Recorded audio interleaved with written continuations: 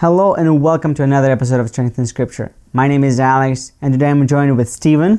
Hello. And Hudson. Oi. As we conclude and we summarize the entire episode on the trusting in the love of Jesus.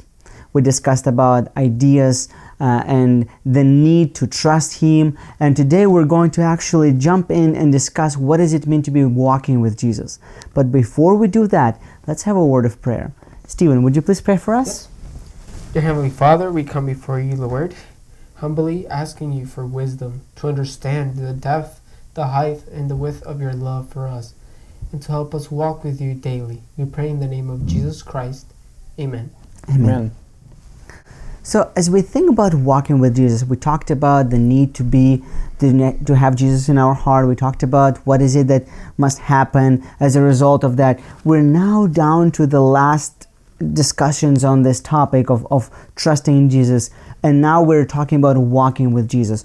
What does it mean to be walking with Jesus? But more importantly, what does God want us as His children to do? So He's calling us to come out of the world. We were the lost sheep that went away from the flock. And He's calling us to be His children, to represent, to honor His name as our Father. That's right. So we see here the first thing that God wants us to do, or that He wants His children to do, is to separate. Is to start walking in His footsteps. And as we walk in His footsteps, what He wants us to have a relationship with Him. We talked about having the need to have good friends and so forth. But what does it mean to have this relationship with God? So now we need to walk with God. Now you need to have a relationship with God. Stephen, what does it mean to have a relationship with God? Like in any relationship, there is a commitment. Mm-hmm. When you're committed to a relationship, you have decided to invest your life entirely for this relationship. So when you have this commitment with the Lord, you decide to live for Jesus Christ. Everything you do is for the honor and for the glory of Jesus Christ. And everything you do daily by daily is thinking on how to please and to be part and to contribute to this relationship with Jesus Christ. So commitment is number key in any relationship. Mm-hmm. And the relationship we have with Jesus Christ is no different. It has to be commitment, first of all. Why should we commit is the question. Well, first of all, Jesus Christ committed Himself entirely for us. When Jesus Christ died on the cross of the Calvary, He decided to give everything. He risked every possible thing He had. If Jesus had failed, us, all humanity, will have no hope whatsoever. So He decided to invest all His life, everything He had, in this one opportunity to save us all.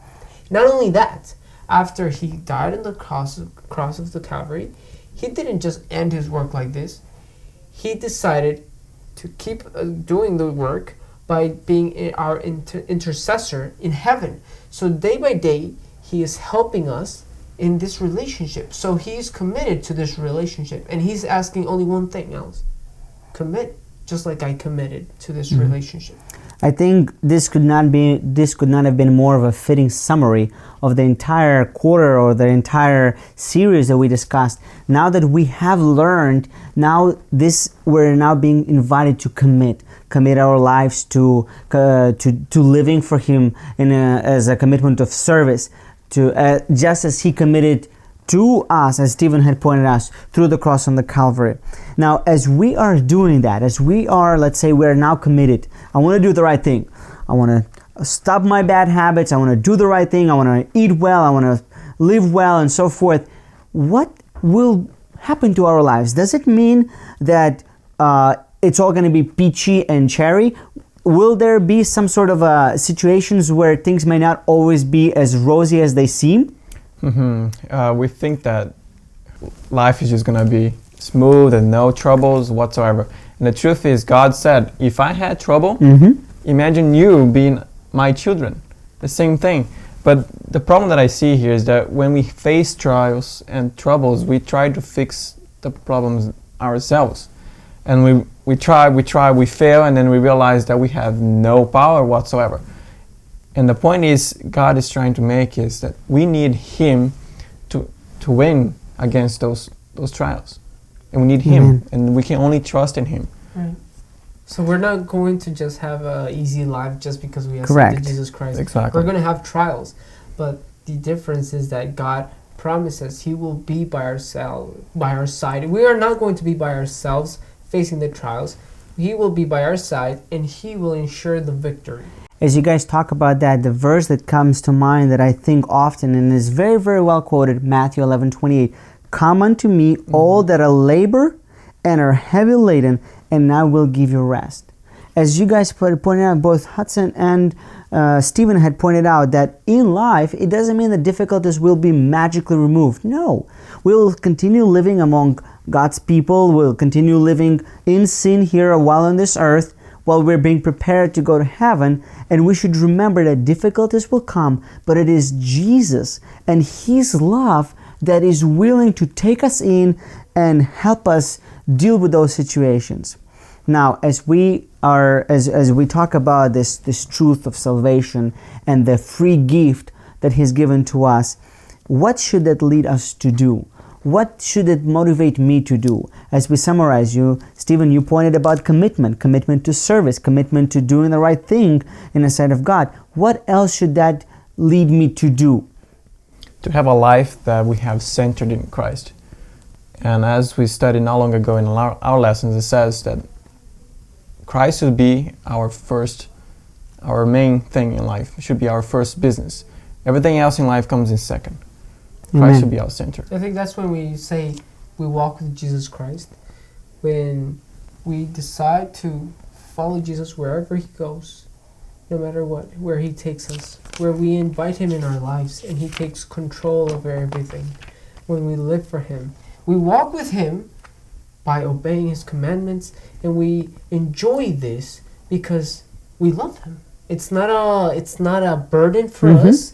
It's something that we do naturally because we have fun doing it. We enjoy it, and because we love Jesus Christ. So what we should worry is not about how to obey the 10 Commandments and every single detail of every law that we see, but the most important thing that we have to focus is, how is my relationship with Jesus Christ? Am I connected with Him? And if we're sure we're connected with Him, everything will come naturally because we love Him. We talked about relationships, right? What happens when you have a girlfriend or you have a wife? You try to do the best, you try to find the best thing that she likes, and you try to give. In everyday activities. Every day, just trying to please her.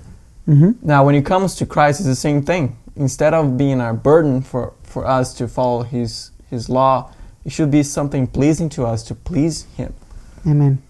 So, thank you so much, Stephen, and thank you so much, Hudson, for joining me as we covered this entire series on trusting in the Lord. Series.